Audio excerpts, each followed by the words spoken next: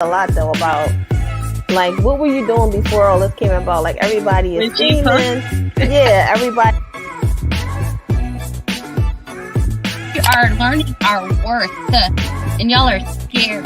So scared that the last thing y'all could do is put in law. On mute, but I was holding still because my face always tells a whole story, so I was trying to act like I was frozen, but I'm really not. It's okay. So yes.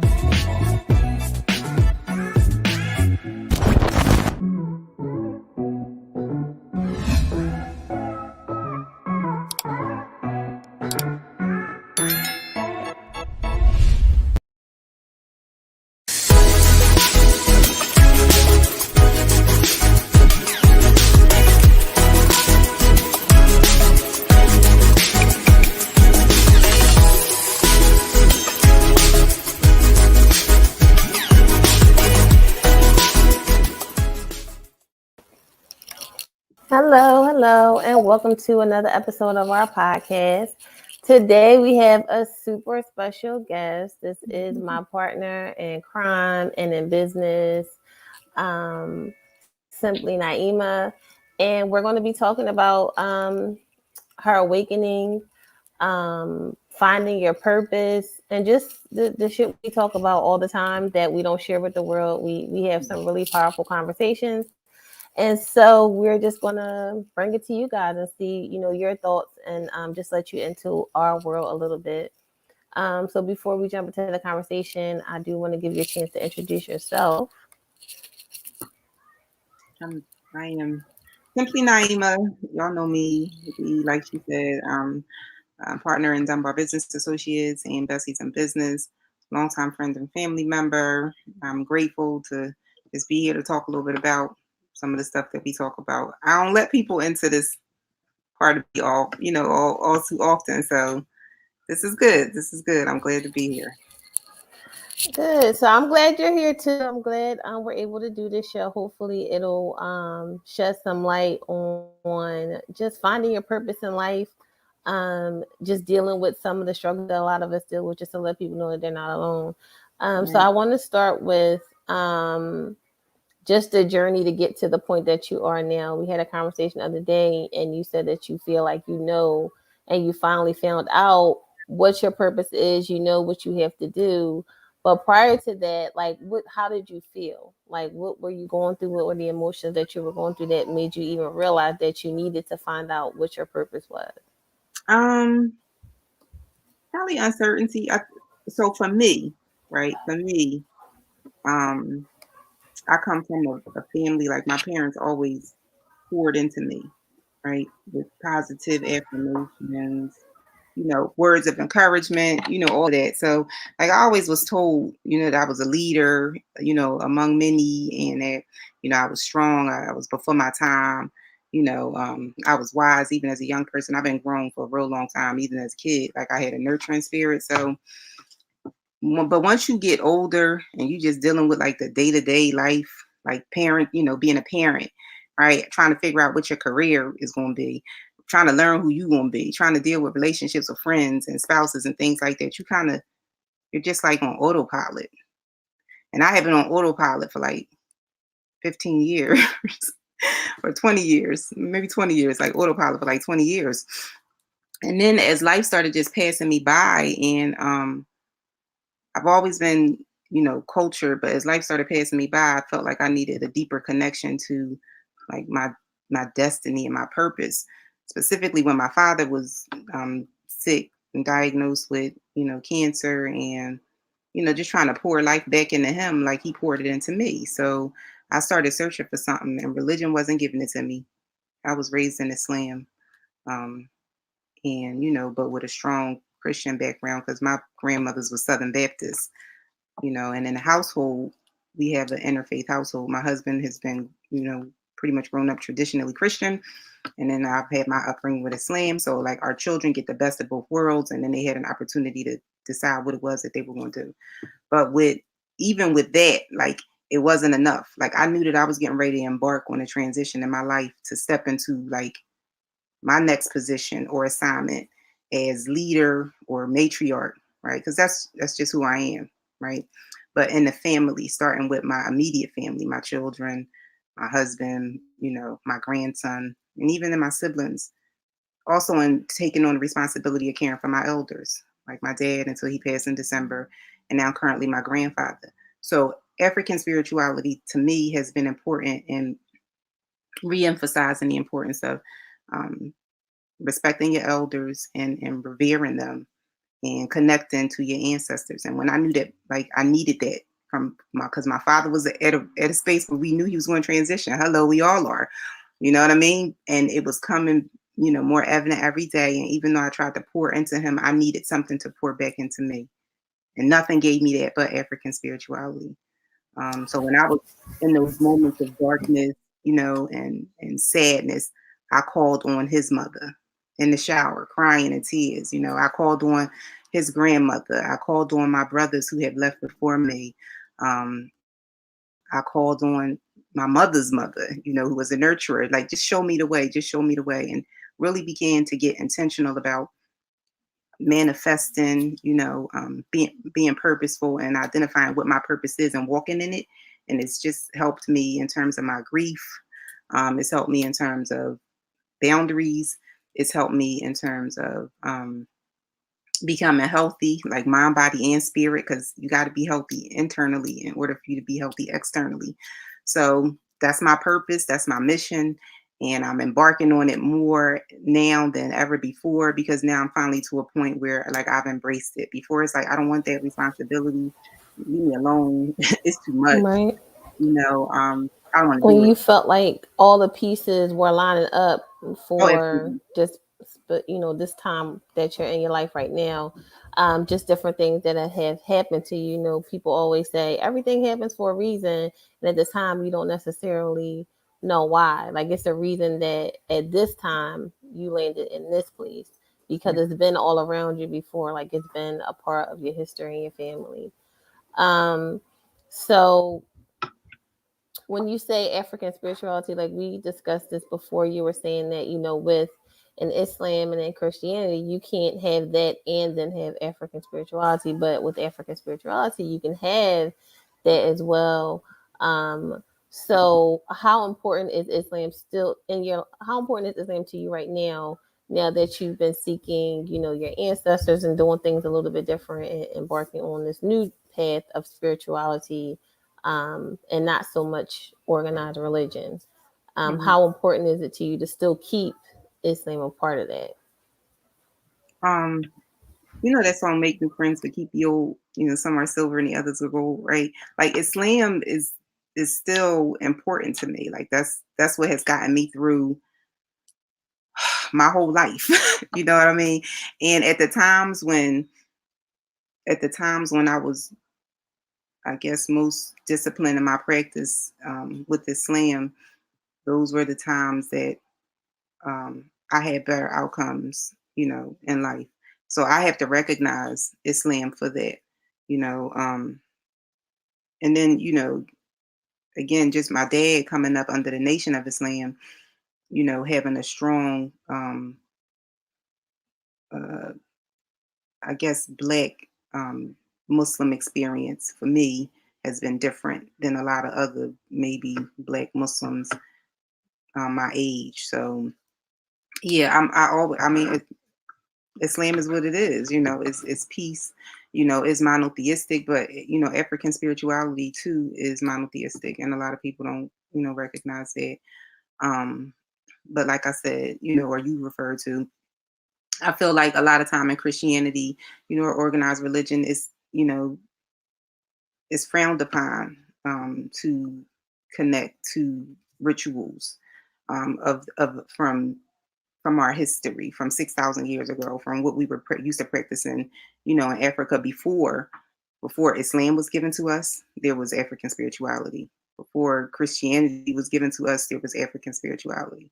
So for nothing, do I feel right now in my current life, am I going to marginalize what we were born to be? Like, we are spiritual people.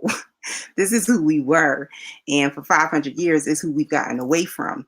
And I believe that that's one of the reasons why we continue to have some of the challenges that we have in this world today, is because we let respect our elders, and we, Christian, Muslim, I don't care. We let, respect our elders, and we lost our connection to our ancestors. And you think of every other race of people, like they have connection to their heritage and they seek it.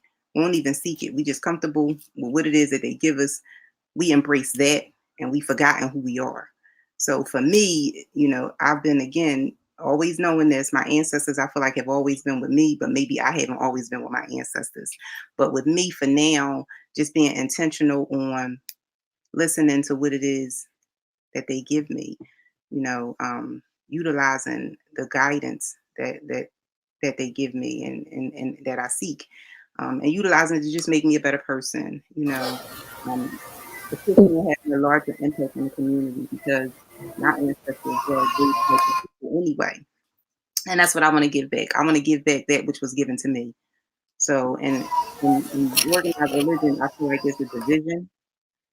In African spirituality, I feel like it's not. And then a lot of the people that I know, that I talk to, that, appreciate, or beginning to recognize and embrace African spirituality, they come from all different backgrounds of religion, but they want to get grounded with what they come from, with where we began. Like, we got to go back to where we began.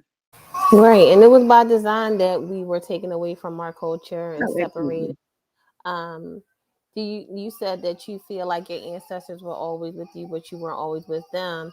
Can you just talk a little bit about that? Like, do you feel like they've always been speaking to you? What experiences have you had with that?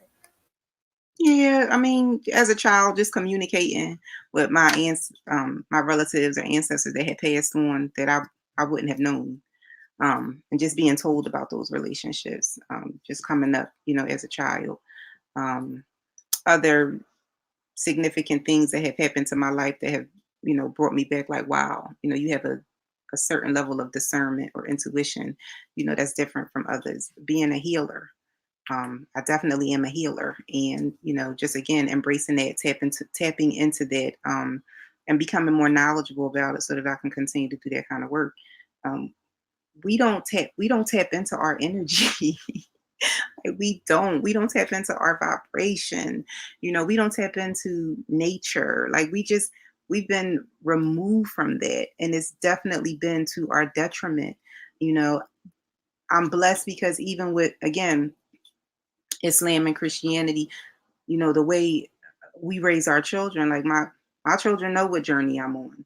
They respect the journey that I'm on. They ask questions. I don't know if they'll, you know, walk in my path or what have you, but, we have dialogue about it, and they're open to it, and I get a lot of support from my children about my new spiritual journey, because I feel like this new spiritual journey, again, is going to help me step into my role as elder. You think you're gonna be in your 40s, you're not the elder, but, like, I'm the last, like, female. Like, my dad, his mom is gone. He didn't have any sisters, So in terms of lineage and legacy, it in matriarchy, it's me, and that's a Yeah. tall, for somebody that's so young, but it is what it is. My grandmothers did it. Your grandmothers did it. It's what we've done. But today's grandmoms, they function different. Today's people, Mhm. like, function different. So I feel like we're misaligned from our ancestral, energy, and that's why we're having all of these challenges. And I just want to get back. I just want to get back to that. I remember being a teenager, just always feeling like there was more anyway. And at this time, it was heavy, NOI, but we still looked into the sky and the We stars did. and felt like there was something else. So it was always something that was there. And I feel like, even with Christianity, somebody had made a quote like, "Do you think the slave masters who took everything from you would give you something, that would benefit you?" Meaning Christianity. Why would they take everything away from you and then give you this? But I feel like our ancestors still embedded their spirituality within Christianity. I feel like it's always been there. And that we're kind of coming around to an awakening, to being open minded to, things that we weren't open minded to before, just living in the matrix, and, everything not being as it seems. But I feel like if you believe in any type of religion, you almost have to believe in spirituality because you're believing in spirits and things that you can't see.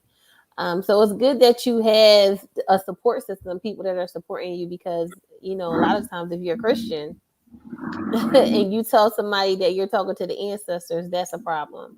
Or that you know you're trying to manifest something, that's a problem. You know, even meditation at one point is like, oh no, you're reaching out to some demon, and that's what people think about when they think of African African spirituality. It's about demons and bad spirits. Let's see. Mm-hmm.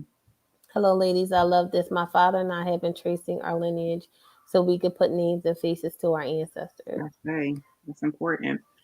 Yeah, it's super I think important. this started with my dad's acceptance of this, because it really started with him. You know, like I was in pain.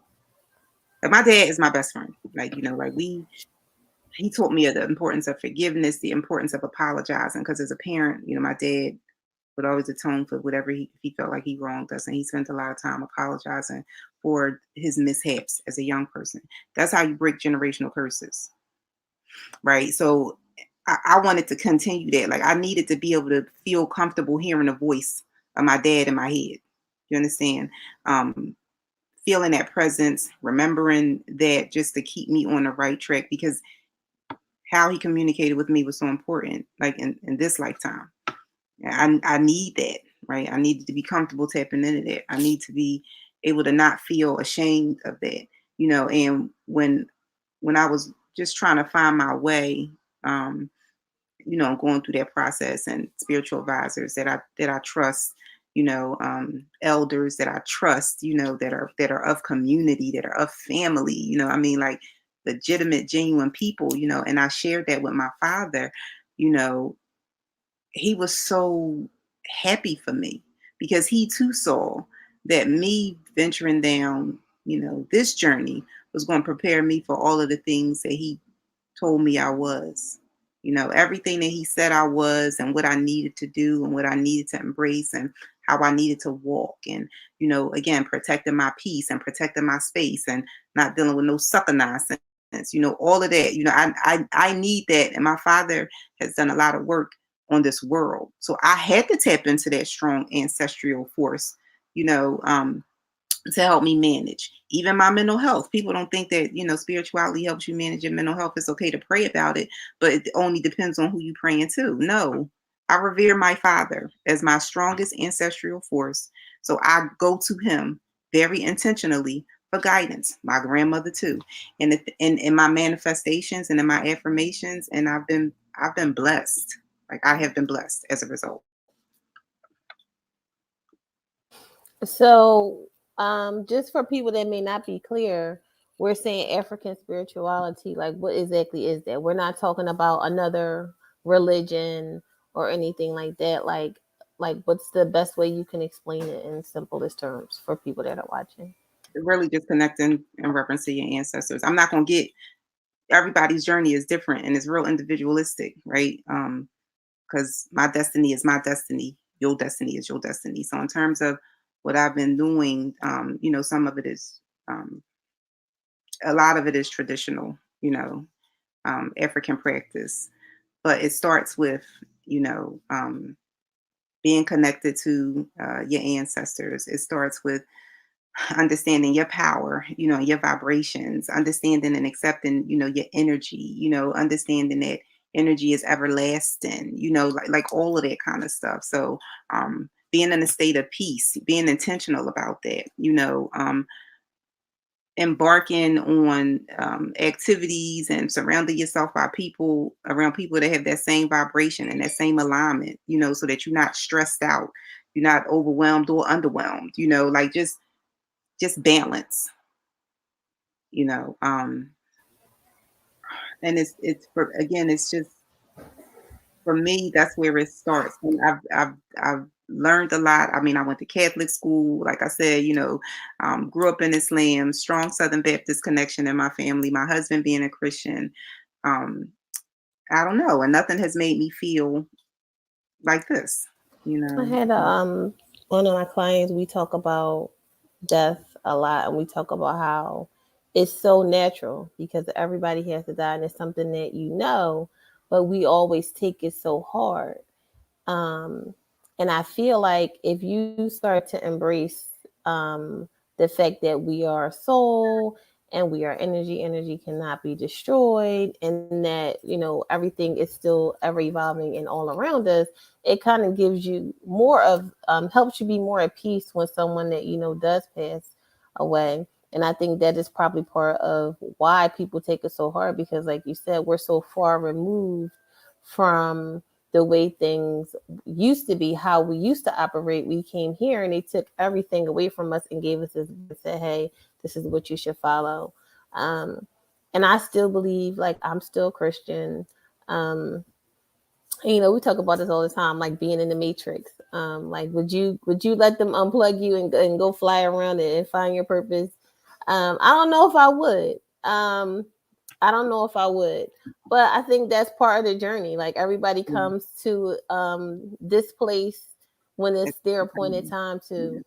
to. And I just like the fact that you also mentioned nature and being grounded, you know, and just finding peace. So you would definitely say that this journey has helped you find peace because I know it was hard for you. I lost my father. You know, that was my man, 100 grand. So I get it.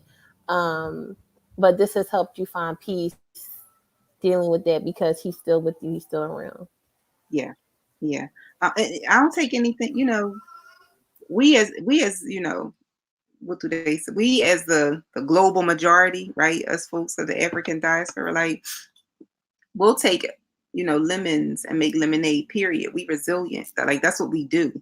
So I'm not upset.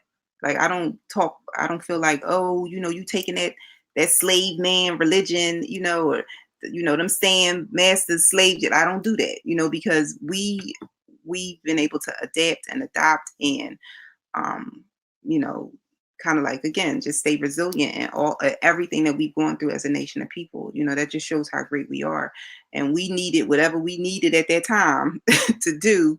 You know, to get through these last 500, you know, years.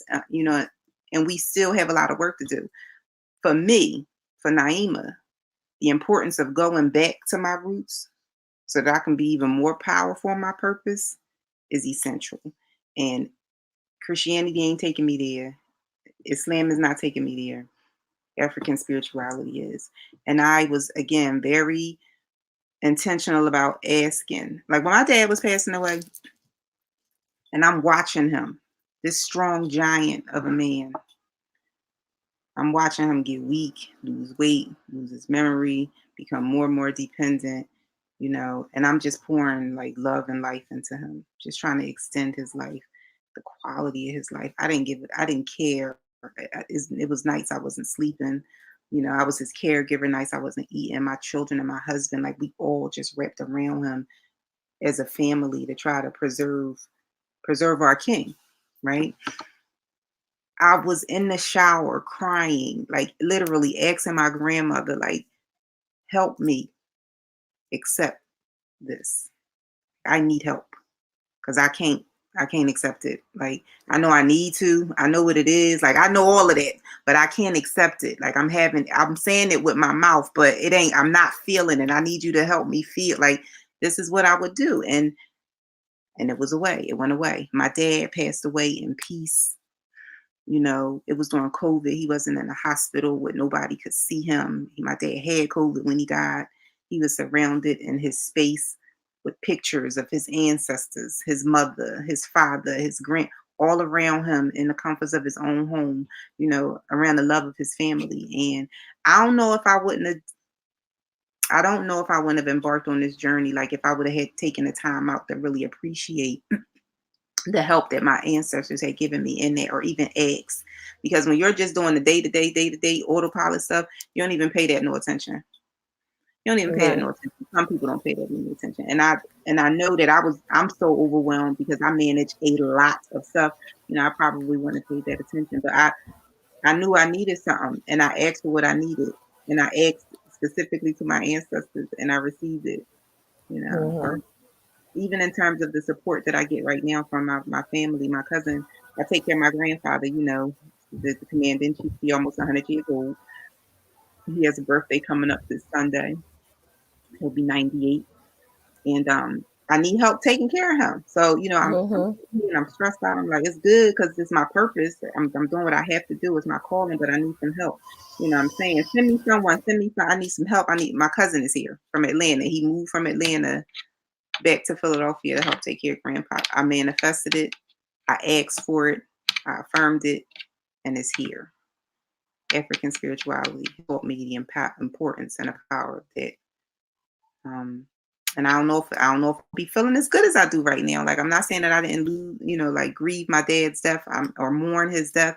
I'm not saying that I don't think about my man every day, but it's different. Like, he with me. So I don't think of it as a place coming from loss. I think of it coming from a place of acceptance and reverence and overstanding. So it's okay. That's good. So I want to talk about a little bit just about the state that the world is in right now. We always talk about that too. I kind of feel like we've been talking about the time that we're in now all our lives. Like, when we get to this point, and it's just weird that we're alive during this time. But so our conversations are, should we even be continuing on the path that we're continuing on, because it seems like the world is about to end. So knowing your purpose is super important when it comes to that, because yes, absolutely, if you know that you have a purpose, you should still keep pushing forward. But just your thoughts on just the state of the world now, and just the consciousness of the people. Like, how can we get people set on track? This is kind of like what we talked about yesterday on our show about bringing the families together, bringing community together. I kind of touched on besties and like the point of community. And I just like to talk about solutions. So we have to hit on that. Like, how do you think, or what's your suggestion to get people, and even if they don't want to necessarily go back to African spirituality and to our roots, but just to rally people together to change the mindset of the people, especially now with the times that we're living in? Okay, so that's interesting, because I think that my response probably would have been different a little while ago. I just modeled a mission, and I think that's what we have to continue to do, right? Like, we're true to us. People won't get on board, or they not. And like, the next level ain't for everybody. Everybody ain't meant to be there anyway, So I'm not trying to save all of humanity. I'm just trying to save the people who I can, and those who, I feel like are like open, to the information, to the vibe. We do a lot of community work. I think that's important. I think that it should be individual, family, and then community. And you got to work on yourself, then you work on your family, then you work on your community. My dad always said charity begins at home and it spreads abroad. How can you go out here and affect change in other places when you ain't taking care of what it is you're supposed to, in your own household? So we have to definitely get back to even understanding or accepting or acknowledging that we're fucked up. Like, humans are fucked up. Period. That's it. Black, white, Asian, Indian, whatever. We got a humanity issue. So we got some trauma, we got some nonsense, we got some stuff that we need to look into ourselves and say we need to do different. So that's number one. I think that once we do that and we can shine from the inside out, then all of that other stuff just happens organically, and it just happens naturally. I meet people every day, all day, and I'm a walking mission. So when I'm going someplace and I'm talking about besties, I'm talking about cooperative economics, I'm talking about keeping money in the Black community, I'm talking about uplifting the Black family, like that's my purpose. That's my conversation. That's my talk. I don't have time for small talk. None of that is really interesting to me anymore.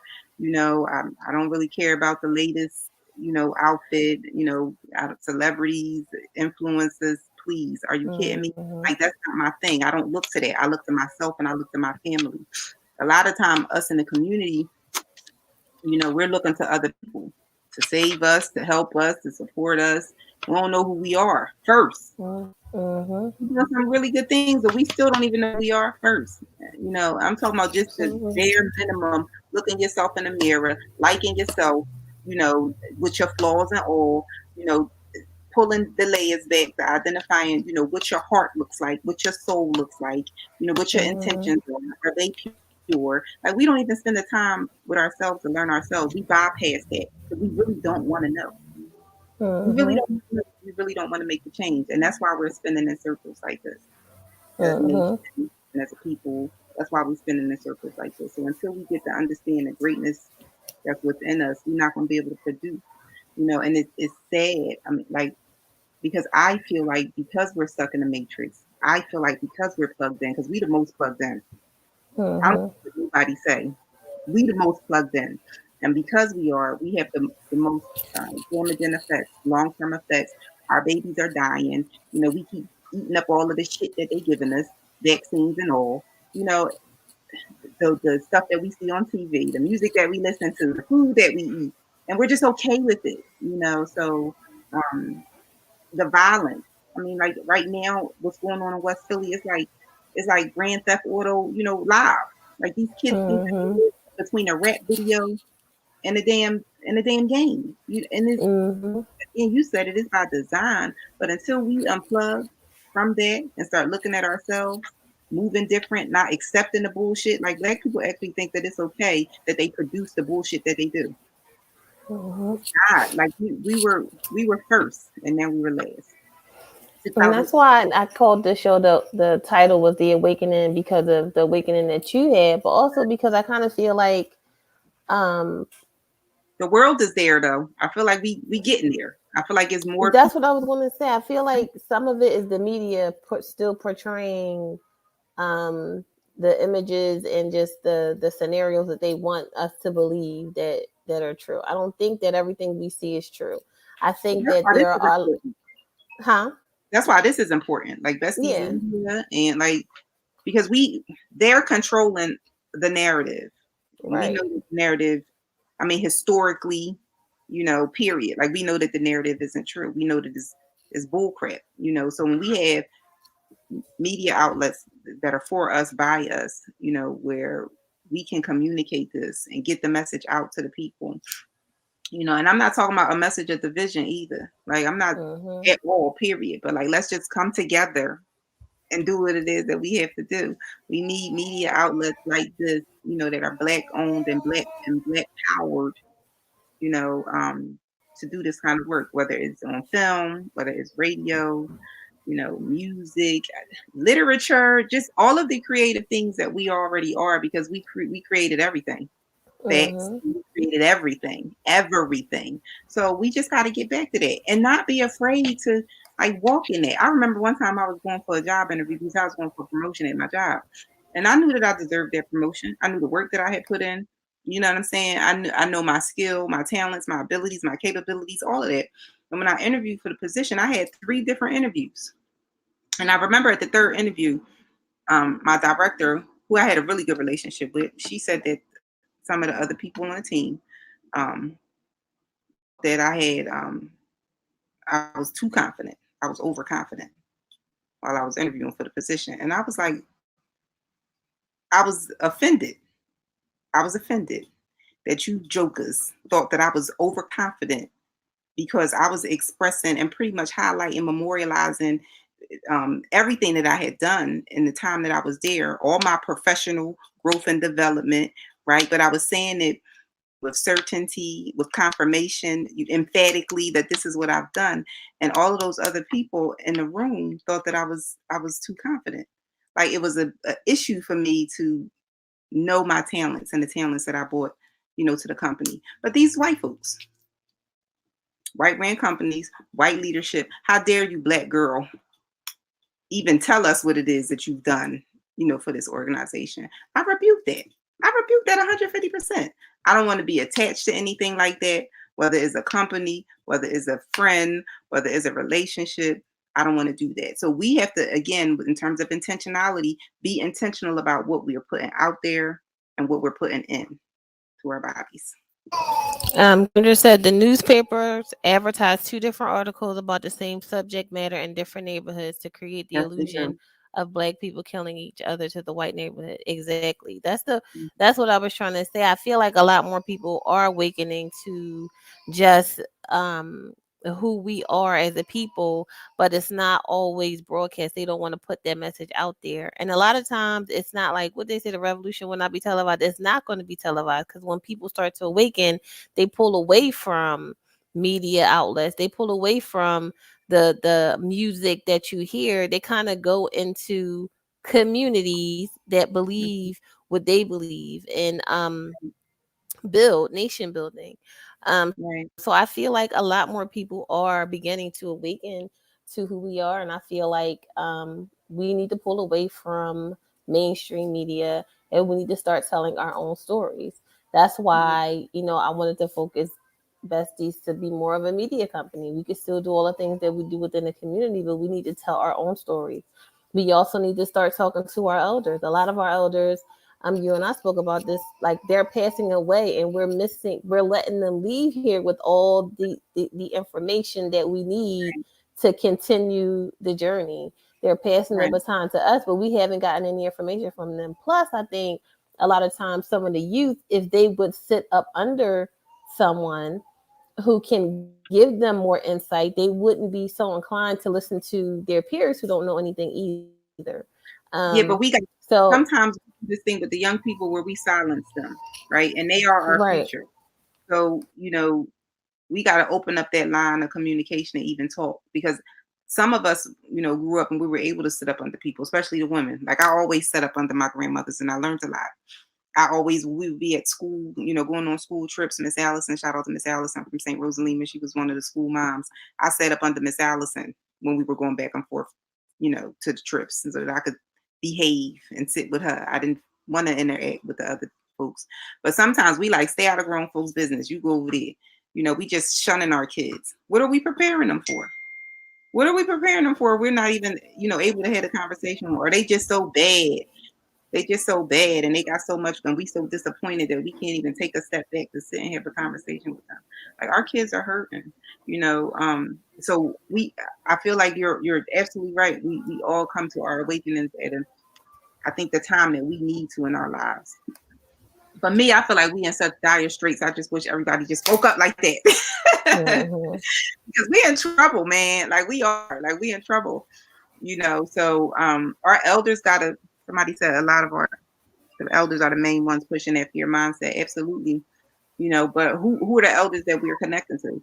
I intentionally reach out to elders that I know aren't pushing that fear mindset. That like are like, I need to talk to the young person, please. Like they're not afraid, like they warriors, like they elder warriors. They came up in the gang war times, they've experienced some things. They don't want their children and their grandchildren and their great grandchildren to continue to go through the stuff that it is that we went through. So I always make sure that I'm seeking out elders that's going to give me some wisdom that I can embark, and share with the world. Because you do have some of the elders that they just shut up, they just shun us, no. Go over there, I But you want to know talk. what? You like when we talked to the kids the other day, they're good kids. They were blessed to come from good homes. You were blessed to come from, even though we've all experienced trauma and things like that, like you were blessed to have those people around you. I went through a period where I felt some type of way about certain family members, the older family members. But then I had to think about what they had to deal with growing up, like what Mhm. their life was like. So you can't really fault them because they may have been shunned. So they think that that's the way it's supposed to go.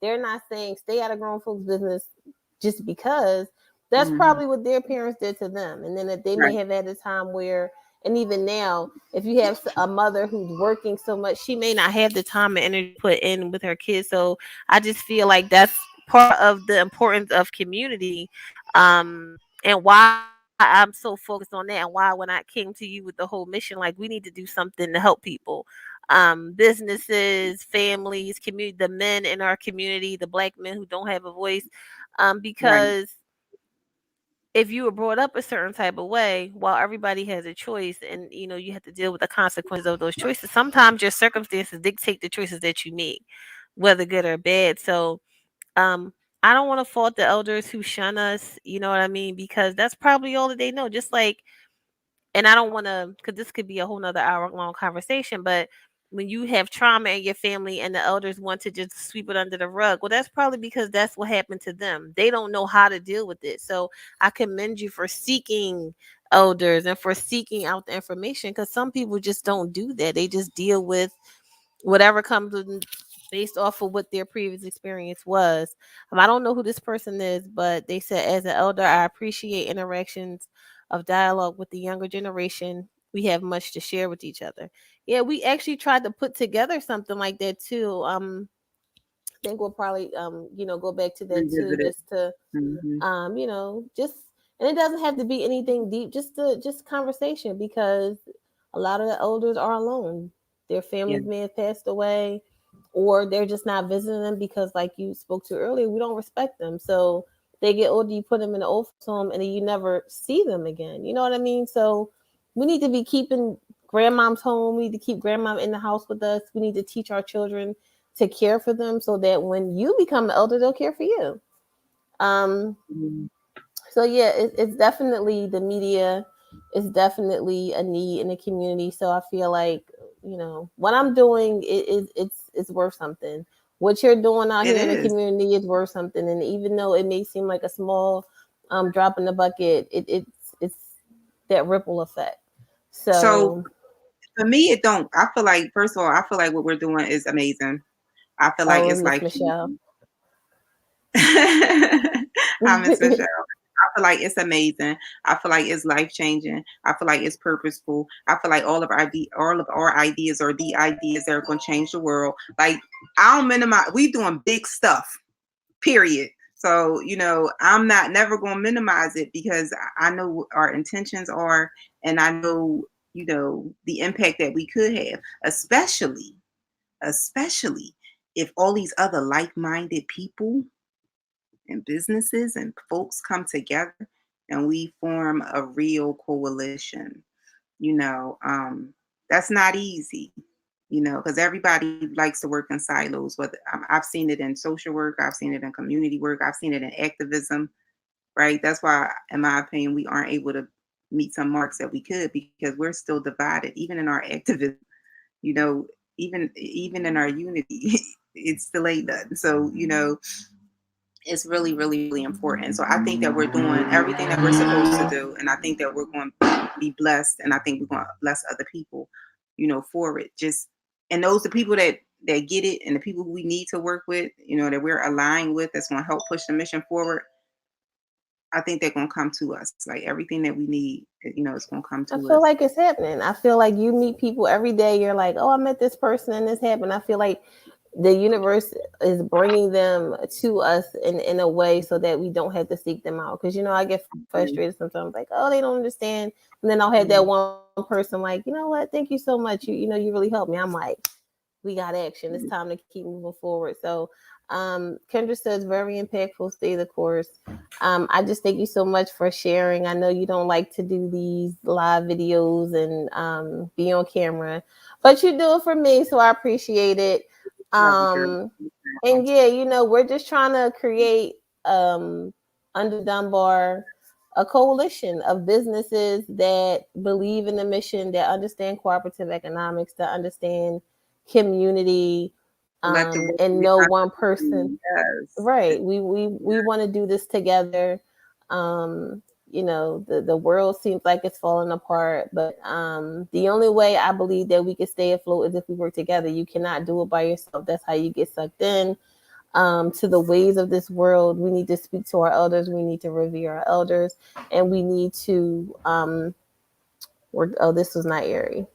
Thank you, Nah, from that area. And thank you, D. Okay. So we appreciate you guys for watching. If you have any questions or comments, if you want to find out how you connect to help our mission, just hit one of us up. We're around. Um, and we're putting in the work. Thank you, Miss Michelle. Have a good evening.